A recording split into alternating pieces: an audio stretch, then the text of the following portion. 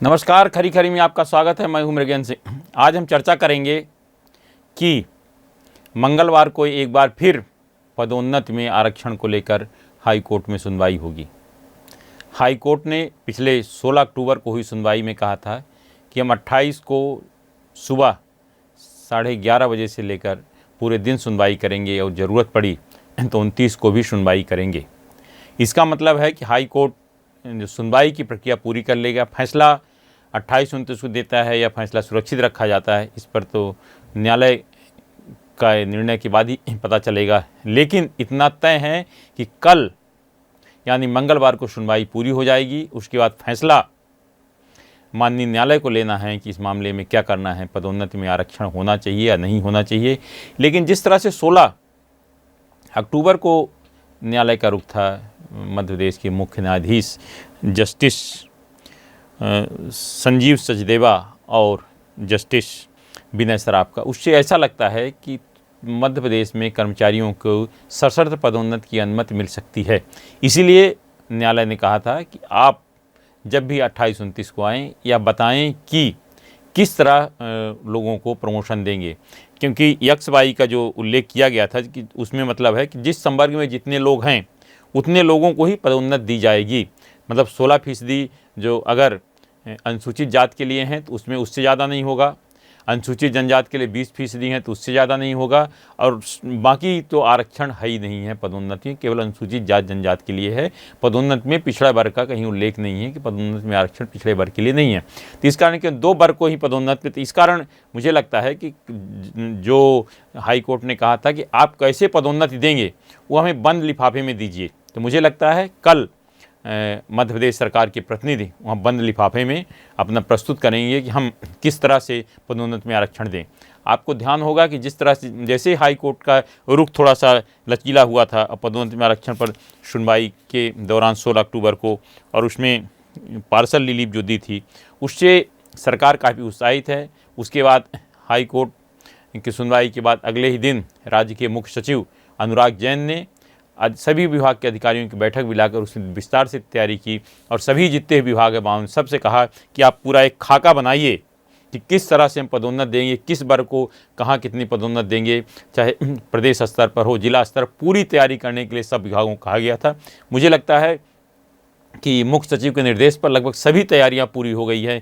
कल जो बंद लिफाफे में मध्य प्रदेश सरकार के प्रतिनिधि वहाँ प्रस्तुत करेंगे और जो सुप्रीम कोर्ट के माननीय अधिवक्ता हैं वो आएंगे, अपना पक्ष रखेंगे, तो और जो बंद लिफाफे में पूरी रिपोर्ट देंगे, उससे मुझे लगता है कि फिर हाई कोर्ट में खुलेगा लिफाफा कि आखिर है क्या इसमें। अगर हाई कोर्ट उसमें संतुष्ट होता है, माननीय प्रदेश के मुख्य न्यायाधीश और न्यायाधीश अगर संतुष्ट होते हैं, तो मान के चलिए कि 29 को भी, अगर 28 को पूरी हो गई 29 सुनवाई होगी।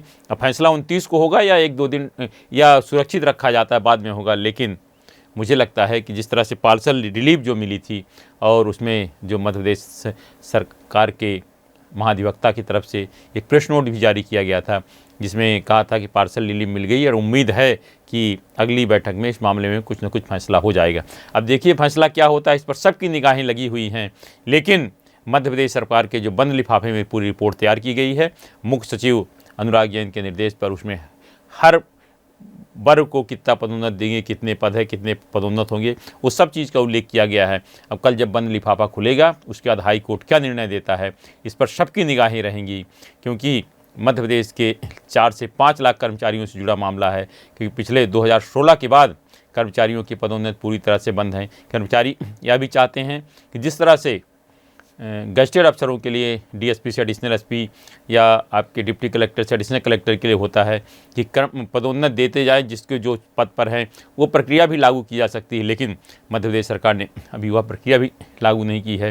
ये प्रक्रिया के लिए एक नोटशीट भी चली थी जब कांग्रेस सरकार थी, कोई उस समय पदोन्नति बंद थी, लेकिन उस पर भी कुछ नहीं हुआ। तो मुझे लगता है कर्मचारी भी यह चाहते हैं कि उनको पदोन्नति मिले, इसीलिए चाहे जिस जैसे भी मिले लेकिन पदोन्नति मिलनी चाहिए, क्योंकि लाखों कर्मचारी बिना पदोन्नति के रिटायर हो गए। मतलब शायद ही किसी प्रदेश में ऐसा हो कि 9 वर्ष तक कर्मचारियों को पदोन्नति ना मिले। अब सरकार ने जो रास्ता निकाला था कि एक पदोन्नति देकर वन स्टेप पदोन्नत नहीं दिया था। ये कहा था कि हम आपको वो पदनाम दे देंगे, लेकिन पदनाम भी तो कोई उसमें नहीं रहता कि आपको पदोन्नत दे दी गई। जब कभी रेगुलर पदोन्नत होगी तो फिर नए सिरे से डीपीसी करके उनको पदोन्नत दी जाएगी। मुझे लगता है अगर हाई कोर्ट का निर्णय होता है तो मध्य प्रदेश के कर्मचारियों के लिए हो सकता है कि जो मध्य प्रदेश का स्थापना दिवस में खुशियां लाएं, लेकिन अभी सब कुछ हाई कोर्ट पर निर्भर है। देखिए क्या होता है, लेकिन उम्मीद की जा सकती है कि कल और परसों की सुनवाई में मध्य प्रदेश के कर्मचारियों के लिए एक अच्छा संदेश आ सकता है और जब लिफाफा खुलेगा तभी सारी चीज़ें क्लियर होगी।